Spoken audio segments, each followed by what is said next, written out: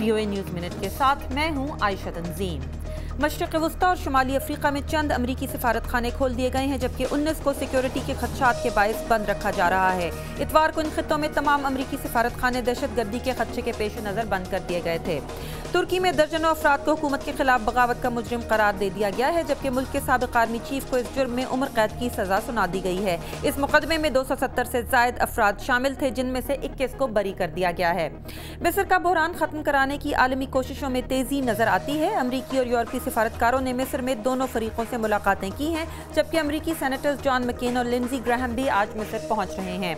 और दुनिया का पहला मुकम्मल तौर पर लेबोरेटरी में तैयार किए गए गोश्त का बना बर्गर आज लंदन में एक न्यूज़ कॉन्फ्रेंस में खाया गया। ये गोश्त गाय के गोश्त के सेल्स से बनाया गया है।